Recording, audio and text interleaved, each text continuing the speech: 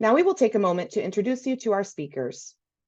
Our speakers today are Corrine Conley and Stephen Gibson. Corrine Conley is a principal on our HR solutions team and works primarily with public sector entities. Corrine has more than 25 years of public sector experience. She is people-focused, providing leadership, management, and strategic input on broad HR initiatives, which cultivate positive and results-driven work cultures.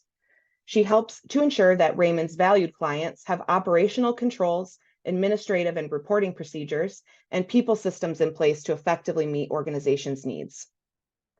Stephen Gibson is a principal on our wealth management team, and he develops creative strategies that help clients work toward meeting their financial goals, integrating retirement plan design, consulting, administration, and investment advisory services with overall business and financial plans.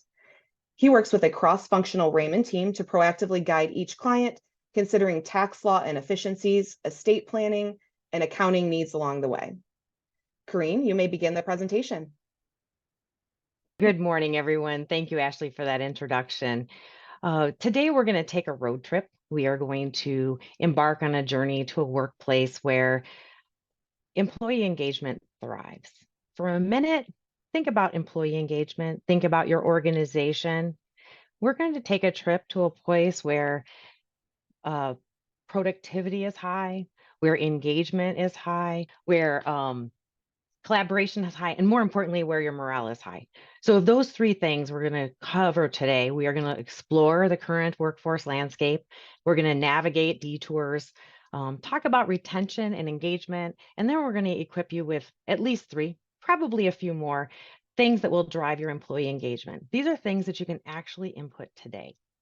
So as we begin, we're going to start with the state of the workforce. If any of you have vacancies, you've posted positions, you probably noticed that the days of having 50 to 100 applicants applying for a public sector job don't exist anymore. We're lucky if we get a handful of candidates, and we're really happy when we find a candidate that meets our needs.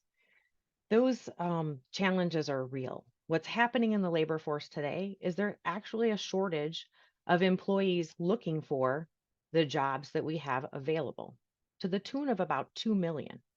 So there are 2 million less people looking for jobs today versus the number of positions we have open across the country. Why? Several reasons. The pandemic still had an impact on what people thought, how they evaluated life.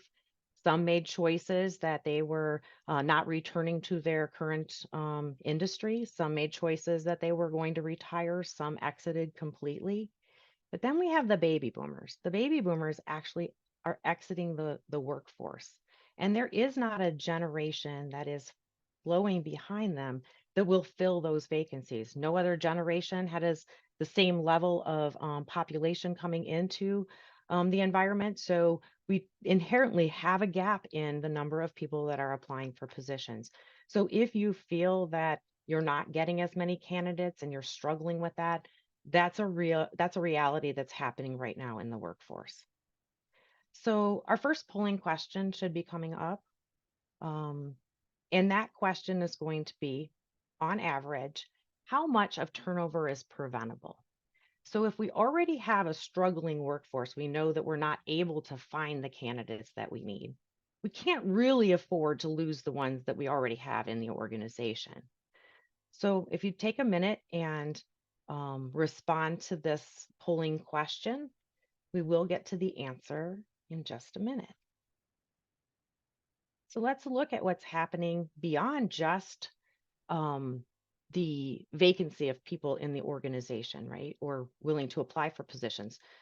We have people who are actively looking for positions outside the organization. So what percentage of public sector, this is just public sector, is currently watching postings and are actively looking for work? Some of these numbers may surprise you. 52% of people are looking right now for jobs outside of your organization. On top of that, recruiting strategies have had to change and shift from what we might have done before, where we posted a position, we got applicants, we hired people. Nowadays, with fewer applicants, recruiting strategies change. So employees are being actively recruited away from positions that they're currently in. So 20% of those people are being actively recruited. The workforce, 2024, how many of them are actually likely to leave their job? 26% of them. And for Gen Zs, don't know if you think that that number will be different than what the average is, this 26%, but Gen Zs are actually at a rate of 35%. So if you think about the Gen Zs, they have a little bit of a different situation, right? These are those that are under 27. They're not looking for a defined benefit plan where they're going to stay with an organization for a lifetime. That used to be what attracted people to public sector positions. They knew that they were secure, they knew they had great benefits, and it was a place that they were going to make a lifelong career. That's not what most Gen Zs are looking for today. They're looking for where can they go, what can they learn, and what are they passionate about. So we have to look at them a little bit differently. We won't touch a lot on them today, but they are a factor to be considered as you look at your organization. So what percentage, if we have already struggling to get people, we know people are looking at positions outside the organization. This question you answered is what percentage of it is preventable? And I can't see the scores. However, I am going to tell you that 75% of the turnover that you're experiencing in organizations is preventable. That's a big number. So why are so many people leaving or intending to leave the organization? I don't know if you do exit interviews. It's a great place to start. If you look at your exit interviews, what is it telling you about why employees are leaving the organization? Is there a consistent pattern? Are there things that you can address, and are you addressing them in those exit interviews? If you aren't doing exit interviews or it doesn't provide a lot of information or you haven't had that opportunity to look at it, we're going to share with you the number one reason why people are leaving. Burnout.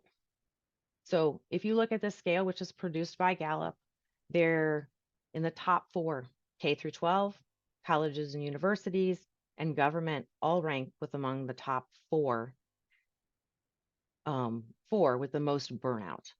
I don't know if any of that is surprising to you, but for the most people that are on this webinar today, probably fit into one of these categories. So what are the reasons for that burnout?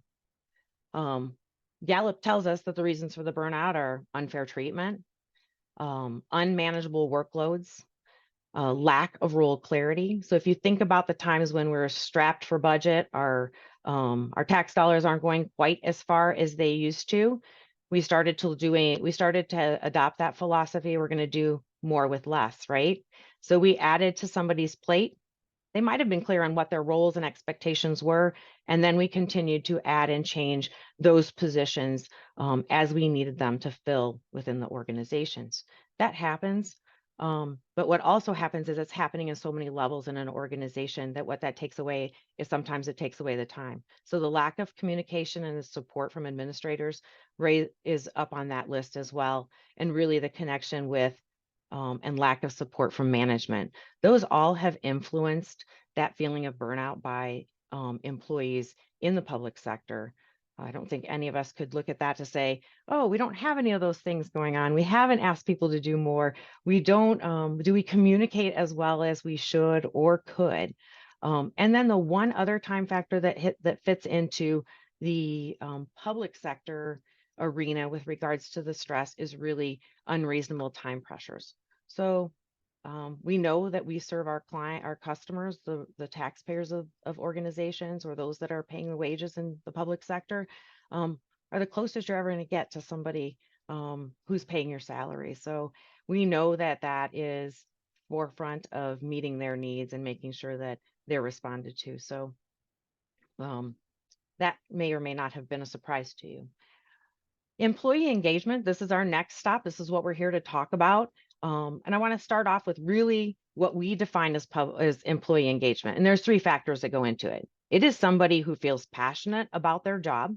They are committed to the organization for which they're doing that job, and that they would put discretionary effort into work.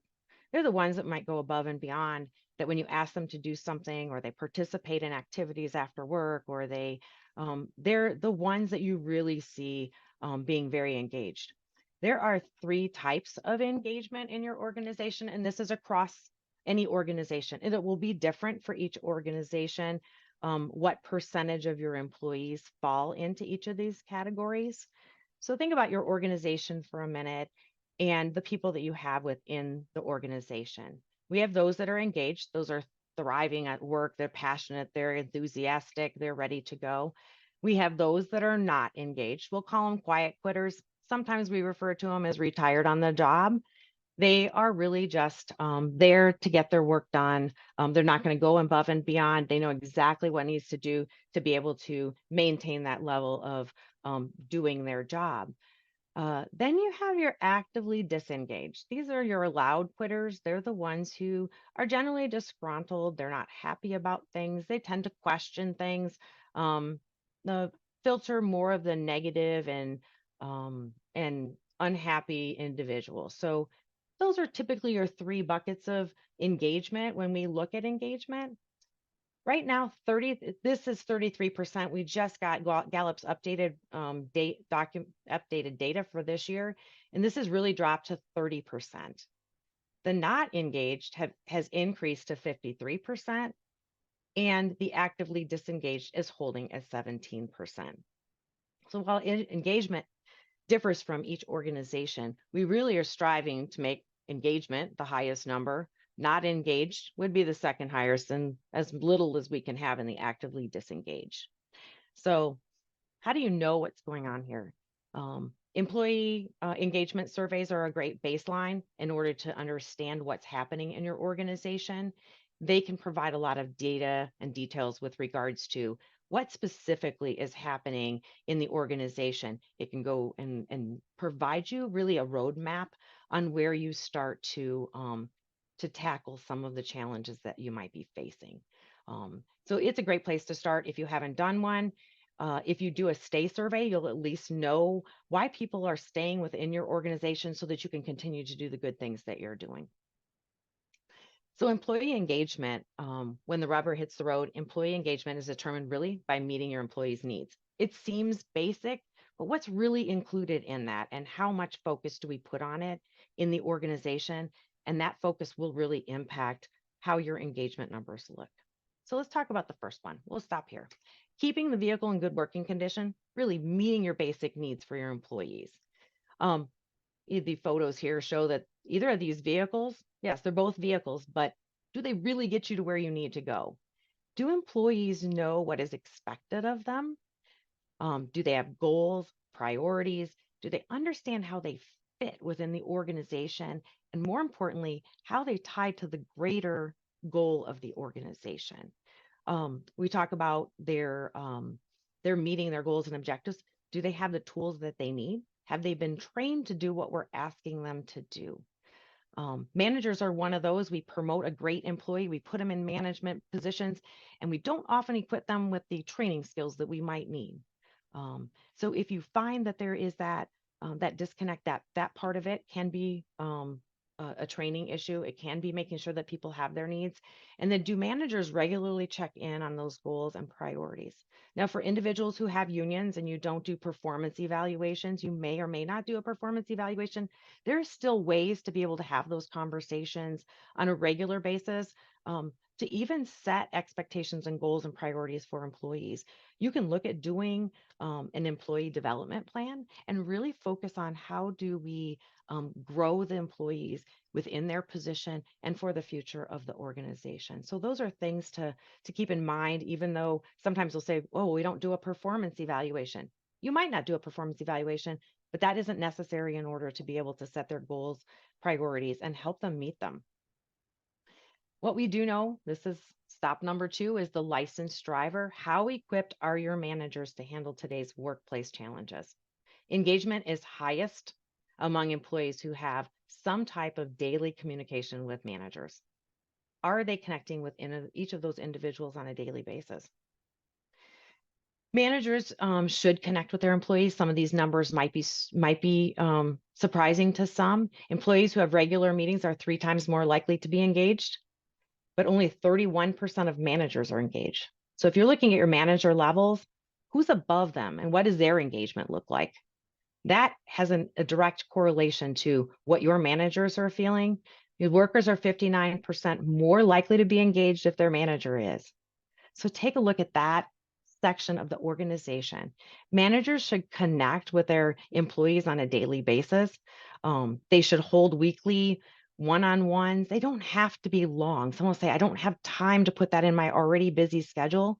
You will be surprised at how much that short conversation can make a difference. It makes a difference in addressing issues that don't get to fester. You have an opportunity to look at the things that are important, the things that might be prohibiting someone from being able to complete their job. Take away the bottlenecks. They might not be able to be accomplished immediately, but knowing that they're on somebody's list and somebody's going to address them and they actually do address them will impact what employees feel that they have and if they have the tools to do their jobs. So how often do your managers actually commute personally and connect with each member on your team? Touch-based meetings each day are important. Having one-on-one dedicated time with employees are important. And the statistic on the side where we look at numbers, almost 70% of managers say that they're uncomfortable with the face-to-face communication. So if we're relying on them to be a pivotal part of employee engagement, working with the employees, communicating with employees on a day-to-day level, and they're uncomfortable with those conversations, it's a place to start, right? To make sure your employees or your managers are comfortable with conversations, comfortable having those one-on-ones. They can be awkward to begin with if you're not used to them. And that's on both the employee and the supervisors or the manager's perspective, but they certainly become more productive over time and are a great way to connect employees and really influence your engagement. I know remote work always comes up when we're asked, well, how do you influence and how do you engage someone who's in a remote environment? And if they're in a hybrid environment, you have an opportunity because you are face to face with them. It's easy to walk down the hall and say, hey, and have a conversation. It's easy to engage in something that is beyond work. So you actually get to know your employees when they're face to face. When people are completely remote, it requires a very intentional and concerted effort to do those same things, right? Even if you text an employee in the morning, if you message them, if you have an instant messaging system, to really check in to make sure, how are things going? Have a good day. Those simple things that just let them know that the manager is there and they're concerned about the well-being of their employee and their ability to do the job. Those types of things can work. Remote work environments where you bring a team, if you have a hybrid of remote workers and in-person workers, having Zoom meetings where you have everyone at least virtually connected, you can have water cooler conversations in those, break them out into to individual groups, let them engage with other people on topics that may be more lighthearted. That ability to connect with people and to start to build relationships, again, build the connectivity back to the organization, to the manager, and to their feeling invested in the organization, rather than feeling like maybe an island unto themselves, sitting at in a remote world. So those remote workers really is to really pay some dedicated time to them. Our polling question 2, which is, which of these has the highest impact on employee engagement? Is it compensation, pay, and benefits, new technology, management, unlimited PTO, or employee events? So if you take a few minutes just to mark your answer there so you get credit for number 2, we're going to talk a little bit about that. Here's your answer. 70% of the variance in team engagement is determined solely, that part's important, solely by their manager. So if you look at one thing that you can do to influence your employee engagement today is to invest in your managers. Find out what is happening in their roles. Do they have the tools that they need to do their jobs? Do they have the training? What are their roadblocks? What are their obstacles? And engaging them has a multiple impact on the organization.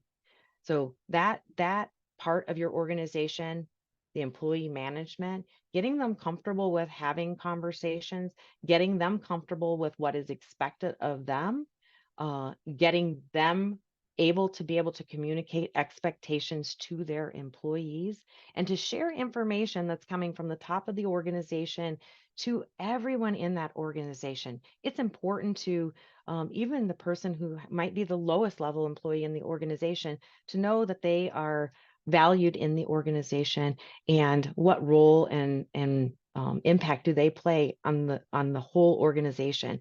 We don't have positions in public sector that aren't needed to do the work. We don't have the luxury of just hiring extra bodies for the purpose of having somebody there just in case, right? The days of staffing for the worst case scenarios are not the way that we staff in today's environment. So every person in that organization plays a pivotal role, making sure that they know how important they are in that position and to the organization becomes a management responsibility and something that all managers are not great with. So let's look at the next one. So key three, fueling the tank. This one is really about filling the tank with the recognition that employees crave. People will say, I don't need to be recognized inherently. Everybody needs to know they're doing a good job, right? If all we hear are the negatives, if we hear complaints, which we can hear quite easily, right? We read in the paper of something that someone has said, which may not always be reflected accurately in the newspaper, but everybody thinks is gospel. Those have an impact on employees, right? Knowing that they've done a good job is inherent to them feeling good about what they're doing, knowing that they've done what they were asked to do, and making sure that we want them to continue those types of behaviors. We really shouldn't wait until the last, until a project is completely finished to say, oh, great, you did a good job. They're making progress along the way. Make sure that they know that they're acknowledged and that their contributions are seen throughout the organization. If you don't do all staff meetings, that's a way to be able to connect people and recognize people in a way that you might not do today. We used Zoom in when we were during the pandemic, and then we went back to being in person for a lot of cases. But doing an all staff meeting is a great way for managers to talk about what's happening in each of their individual departments, so that people in the whole organization have some communication. It's an opportunity to highlight new employees that are coming into the organization. It's a great way to recognize people who have done an outstanding job so that their peers see that. Um, Finding out how people want to be recognized can be a really important thing too. Someone who does not like to be publicly recognized would probably not favor going in front of a school board or a city council or township board to be recognized for a job well done. They may not have a problem with you mentioning it to those bodies, but having them stand in front of a group where they're very uncomfortable might not be their preferred way of being recognized. You might find that they just need someone to say, you did a nice job, send them an email, maybe a handwritten note, something that you wouldn't normally see. Any of those things contribute to them feeling engaged and valued in the organization. So a couple more items, right? When you are in your one-on-one meetings, taking that opportunity to recognize um, good, good progress in projects that they have done, making sure that they know that they have been heard, and make sure that they know um, that they are valued. So those, what the numbers here, 23% of employees strongly agree that they get the right amount of recognition at work. That leaves a lot of room for improvement. A lot of times managers are not great at this. They don't always take the time to recognize them. They know they've done a good job, but actually carving out the time and making it a conscious effort to recognize employees does not always happen.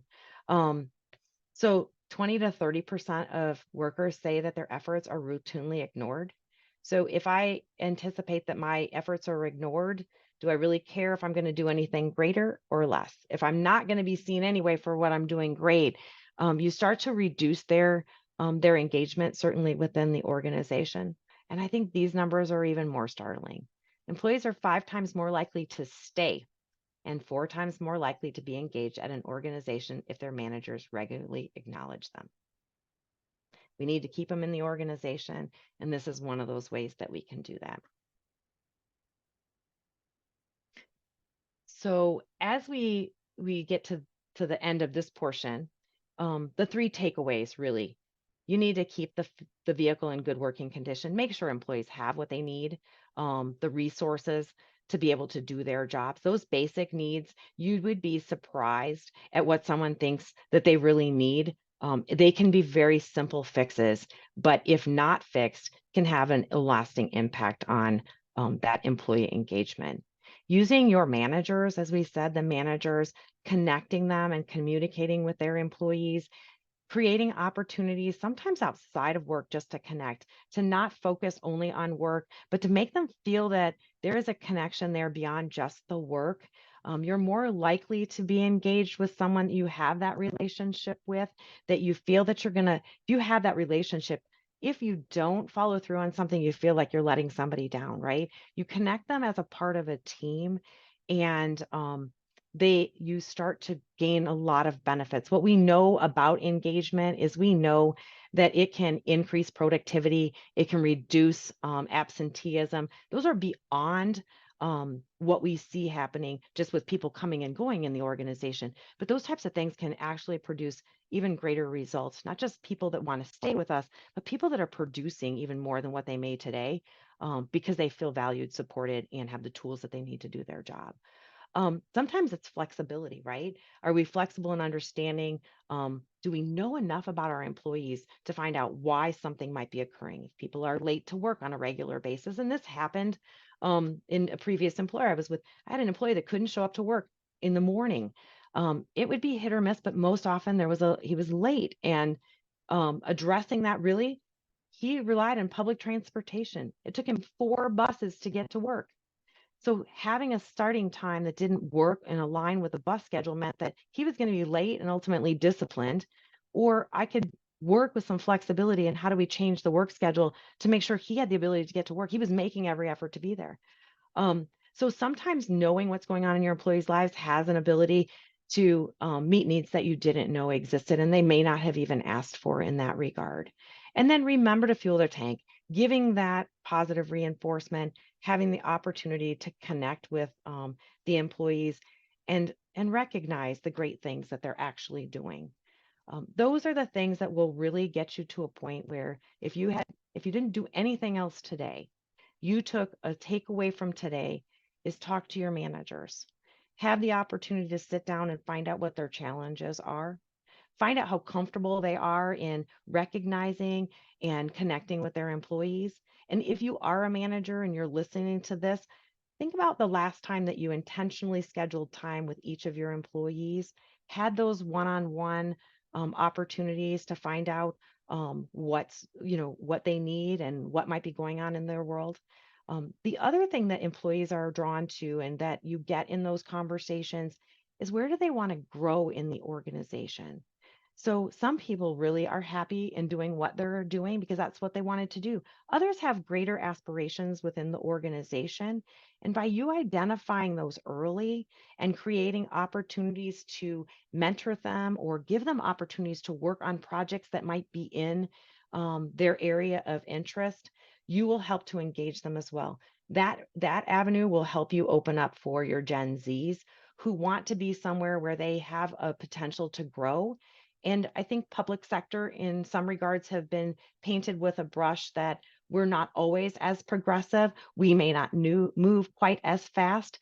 So making sure that someone draws that roadmap for an employee as to where they can go within the organization and how we're going to help them get there, because they are going to be the future for those managers that will leave, or for those positions that come up that may be in a different direction, but certainly in an area. You can start that recruiting process internally, which is something that, as we know, we're struggling for other employees, can certainly be very, very valuable.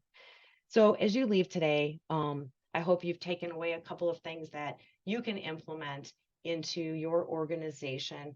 We could talk about employee engagement for hours. We can explore lots of different opportunities, but today I want you to have an opportunity to walk away and implement something today that will make an impact in your employee engagement into the future. So I'm going to turn it over to Stephen, who is going to have some other great opportunities for you to learn from and will help with your engagement. So Steve, I'm turning it over to you. Thanks, Corrine. As a follow-up to something you're talking about, what tools or resources do organizations have to help them determine how do team members like to be recognized, right? Is it the vocal big team meeting? Is it the individual on the lowdown? Like, what do you prefer, Myers-Briggs, DISC? What other types of things are out there to help assess that? So a couple of things, right? From a recognition standpoint, even the simple basics, right? When you onboard an individual is a great opportunity to find out how they like to be recognized, right? Are they someone who wants to be publicly recognized? Do they like a handwritten note? Do they want to be recognized in a staff meeting? Starting at the time that somebody enters an organization gives you the baseline for those that are new into the organization. Those that are already within the organization, I'd recommend that be a topic on your one-on-one conversation as you roll those out and have your meetings with individuals. If you're making a conscious effort and wanting people to be engaged and really have the opportunity to be recognized in a way that's good for them, that's a great opportunity for them to take that and have those conversations. It's an easy one to have. And really opens the door to let people know that you intentionally are going to be paying attention to recognizing employees in the future. And I love the point about knowing what your employees want, right? So as you might have a very engaged employee doing what they're doing a really good job. So you promote them into something and that they don't necessarily want to be at, and then they become unengaged, and then they become one of those managers. So it's very, Exactly. yes. Everybody who's doing a great job does not always want to be a manager, and so recognizing that they're great at what they do is sometimes what they need within the position to not feel like they've outgrown it, right? Give me a little bit more responsibility and few more challenges, and I stay engaged within the organization because I know I'm doing a great job. Yep. Great. And Great Corinne, can you see question. my screen all right? I can. All Part right. two. So part two, it reminds me of a sequel to a movie, and sequels are probably never good as the initial, but I will try to do my best. Maybe Fast and the Furious 2, just given the car here. As referenced right in the initial part of the meeting or webinar, my name is Stephen Gibson. I work within Raymond Wealth, where I specialize in providing investment advisory services to organizational retirement plans, including the public sector. It's the only thing that I've done the past 15 years. So I'm a retirement nerd. And maybe not what you would think about when it comes to engagement, right, on the retirement side. But we're going to spend the next 15 to 20 minutes talking about how in the public sector, the retirement plans specifically are a great tool to help build up employee engagement. As Corrine mentioned early on, that under 27 age group that is out there looking, I believe it was 30-some% that was in the slide, they're not necessarily caring about pension plans, right? And they are going to be mobile and transitory. So how can we build something to interact or engage with those? The public sector space is unique in that it's comprised of multiple different types of organizations. Right. So on the webinar today here, we have people from colleges, universities, K-12, townships, counties, cities, not-for-profits, other governmental agencies. And they're all unique in their own aspect. They all have their own challenges, and they also all have their own benefits. You know, the reason why individuals go to work at these organizations vary across the board. But while, you know, they all have their own unique challenges, which we'll get into in a bit, they all share a common challenge.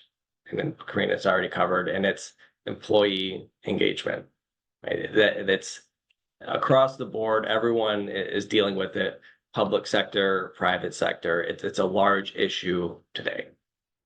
As Karine mentioned, there's not 20, 30 different applicants for one job posting. It's getting much more few and far between. So when I think about employee engagement, one of the things that clicks into my head is looking at the tenure. And generally speaking, if you have a high employee tenure, that would suggest a high employee engagement. What is interesting is a finding from the Bureau of Labor Statistics. So this came out in January of 2022. So they do a study, covers the public sector. And the public sector had a median tenure of 6.8 years, which is nearly double that of the median 3.7 years for private sector employees. So right there off the start, you're thinking, well, we must be doing something well, right? We must have these tools in place. And for the longest part, it was those pension plans. It was the nature of the work that people were gravitated to. But then they gave another factor behind it, which was about 3 in 4 government workers were over the age of 35 compared to 3 in 5 workers in the private sector. So we're having this aging workforce, right? Which is part of the reason for the long tenure. And, and that's really good, but is there an underlying issue, right? Are workers staying longer due to their happiness and engagement, or because they're not prepared to retire, right? And they don't feel comfortable and they're missing some information gaps. So then they end up staying with the organization and becoming one of those quiet quitters, right? Whereas they may have been engaged beforehand. Which leads to our first polling question. What is another driving factor for longer tenure in the public sector? And I don't think anyone who might get 1 or 2 answers for the second answer on there, but generally speaking, employees are not coming in specifically because of the pay. On the not-for-profit side, it's because there's a mission, there's a cause, they're gravitating. They don't necessarily care about the compensation as much as they do of meeting their needs. And better benefits. That's another big one as far as on the governmental side, which Corinne, you had talked about. So each year, Fidelity puts out a survey to a group of defined contribution plan sponsors. So defined contribution encompasses 403B plans, 457 plans, 401A plans, public, private, 401K, just anything that a participant can direct. And they put out this survey, and it's 40 to 50 slides. I have a few slides here to pull in some major points. And they asked plan sponsors, what do you feel are the top benefits for attracting and retaining talent? And I already talked to Fidelity, where the first line where it says 401k plan is their generic term for all just retirement plans in general. But what was surprising is that was well over the response for health insurance, PTO, other insurance-based, right? So the benefits of which are really strong in the governmental side are health insurance, PTO, etc. But the one area where it's not as good, and we'll talk about the reasons why in the changing demographics, but focusing on the retirement plans. So this is why I'm here with Corinne, right? And being, phase 2 of this webinar is because benefits are a tool to attract, engage, and retain talent. And the number one benefit that plan sponsors are seeing is the retirement plan.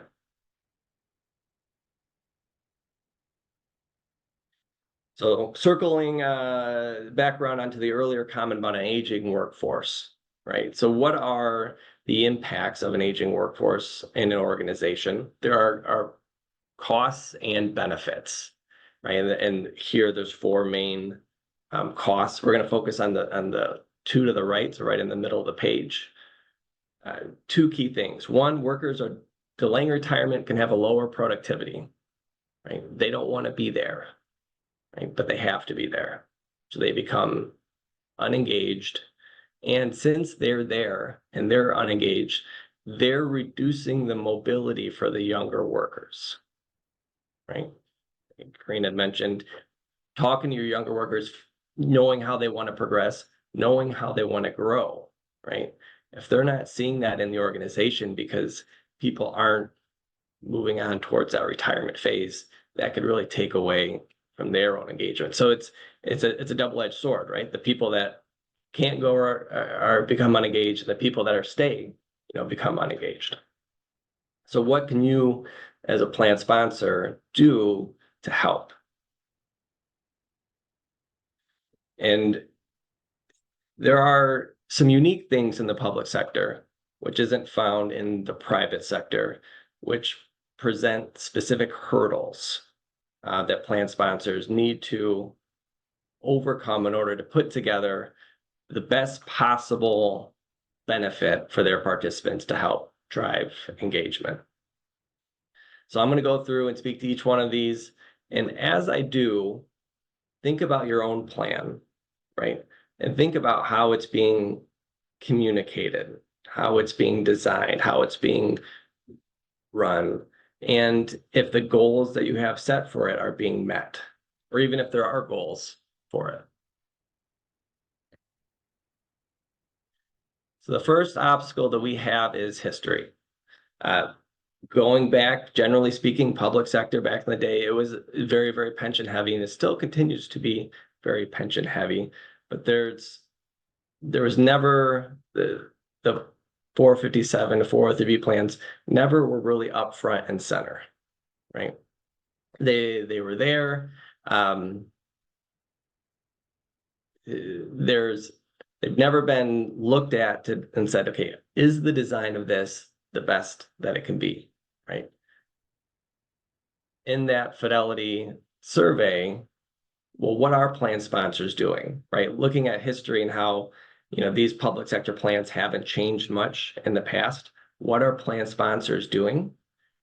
The top 5 on here really are 2 major themes. One is realizing those younger participants or those more transitory, they're not necessarily focusing on the pension. So any type of employer match. So many public sector plans now provide a match either in the 457 or 401A plan, as well as offering automatic provisions. So what are automatic provisions? This is when somebody comes on board and they're getting their paperwork, they get a notice saying, if you don't do anything, you're going to come in and you're going to defer X% of your pay into the 457 plan. And then each year of which you don't do anything, we're going to bump it up by 1% until you hit a max cap. Much less common in the public sector side, although gaining steam, much more prominent on the private sector side. And studies have shown that people really enjoy this benefit. They know they need to save, and they know they need to put money into the plan, but they're not quite sure how to do it, right? Or take the time to figure it out and select it. So if you haven't looked at automatic provisions, it's a great way to get people into the plan. They then get a statement. They then see the value of the plan, become more engaged and happier in their job.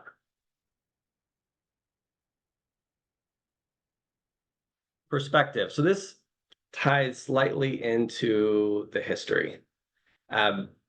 Many times I'll go into a public sector plan and I'll get details and information and get the adoption agreement, and it says, voluntary retirement plan or supplemental retirement plan. These aren't being communicated as a tool, as a primary benefit that's going to help them out, right?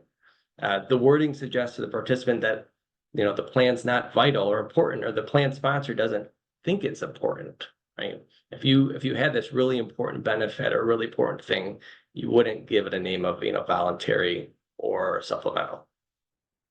And this goes to, why do you have a plan in place, right?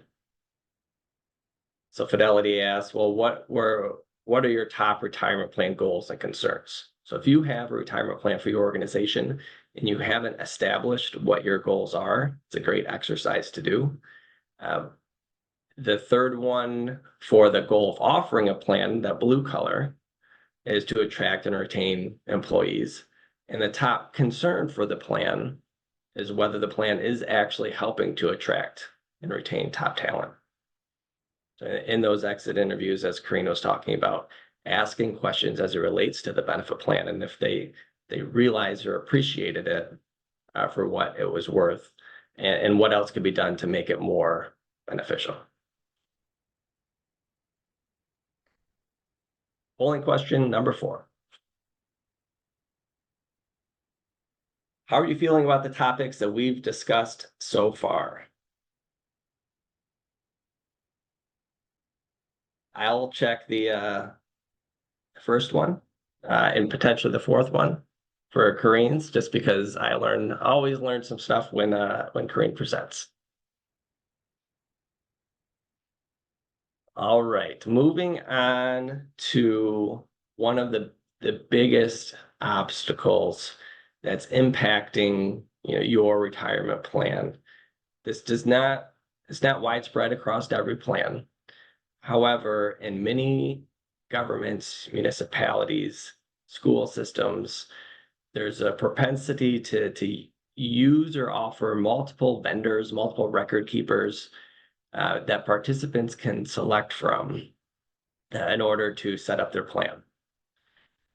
In this, I have a story. So I have a friend who started, and this was 10 years ago in the school system, and he knew I was in this industry, and he reached out and said, hey, here's my list of people that I can choose from to start my 403B plan with, which one should I use?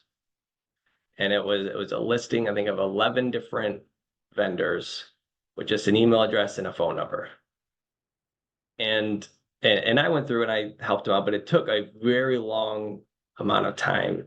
And the information that I was getting back from everyone was so incredibly different that for your average employee to feel as though they were comfortable making that decision and making the right choice, it's a very tough analysis to do, right?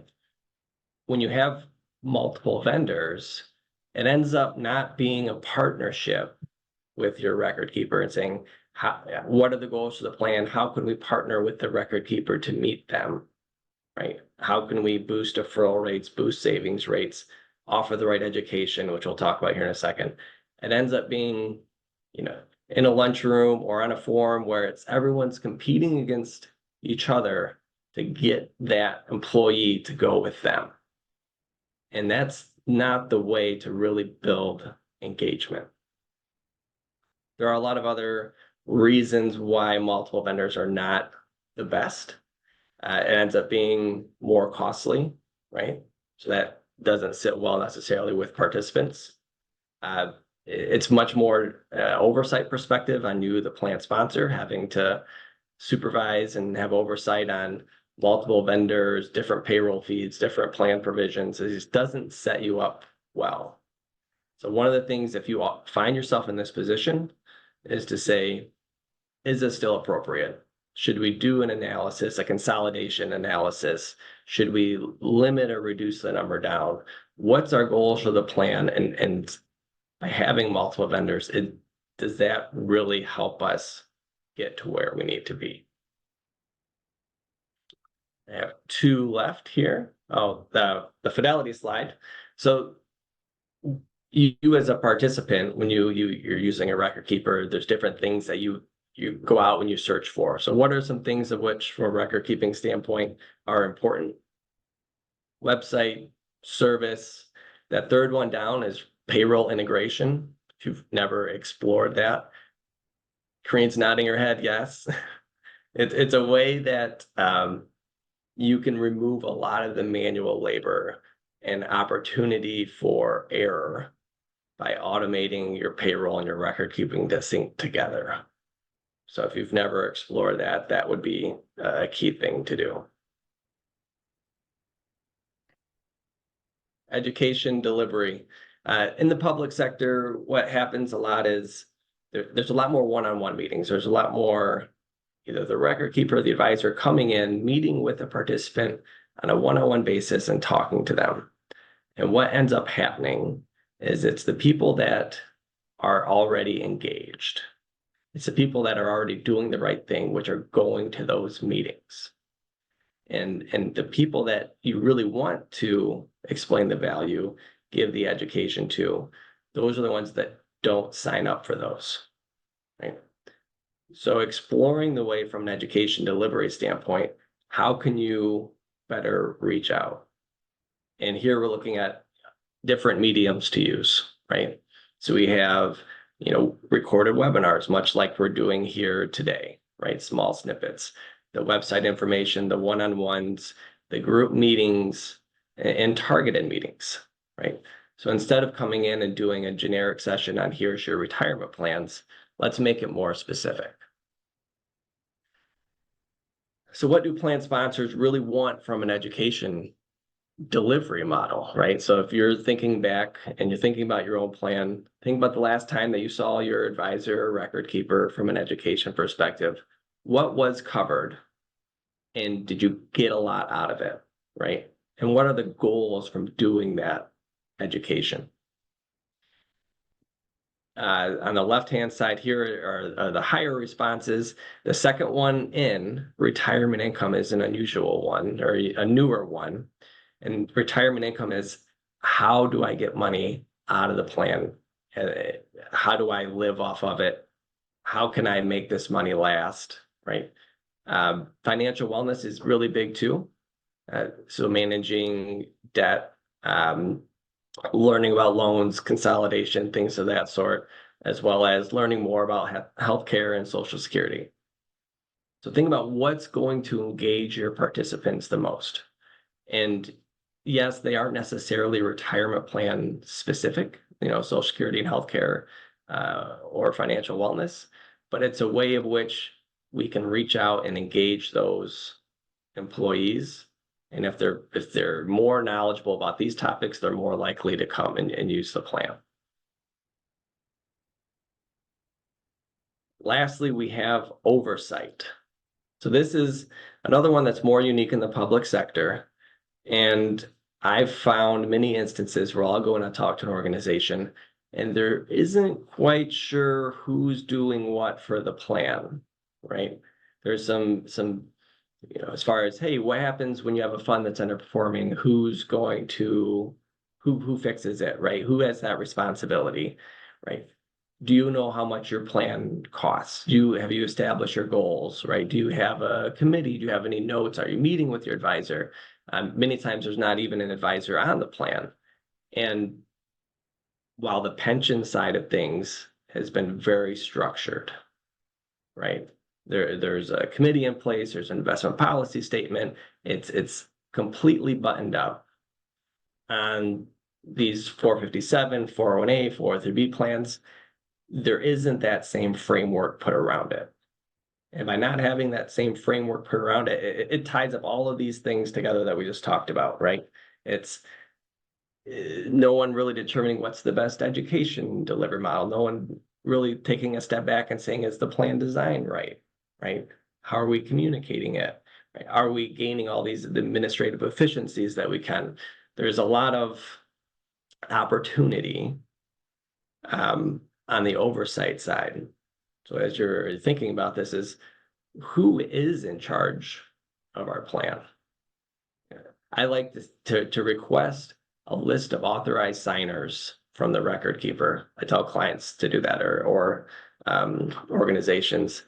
And normally there's 2 or 3 people in there that have not been working for the organization for several years, right? So as far as, cleanup of that data or information, just really buttoning it up. While many government public sector plans don't have advisors assigned, across the US, nationally across all sectors, and this was through a Fidelity survey, 94% that they reached out to said that they were working with an advisor. So the advisor helps build the framework, communicate the plan, and really help save time for the organization. Those are all the reasons on the left side of the screen. On the right side, the reasons why people do it themselves is that, hey, the record keeper does it all. We have an internal team that handles it, or they're informed enough to do it by themselves. To take a step back and say, which one do we fall into? To see which one's most appropriate. This is, I believe, the last slide before the last polling question.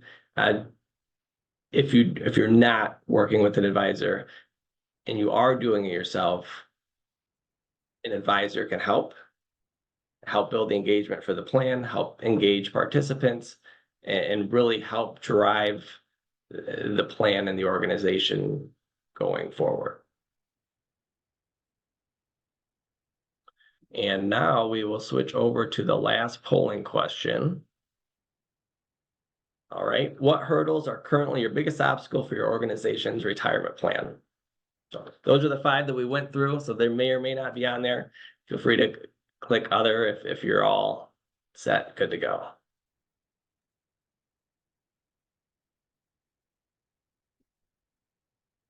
All right, turning it back over to you. Corrine and Stephen, thank you so much. This was an incredibly insightful presentation, and we appreciate all of your great advisory on this. This concludes today's program. Thank you for joining us. With respect to people's time, we will be reaching out directly to answer any of the questions that were submitted through the Q&A. If you would like to learn more, please visit Raymond's website at www.raymond.com. And you can also email us at publicsector@raymond.com. That's publicsector@raymond.com. Thank you again and have a great rest of the day.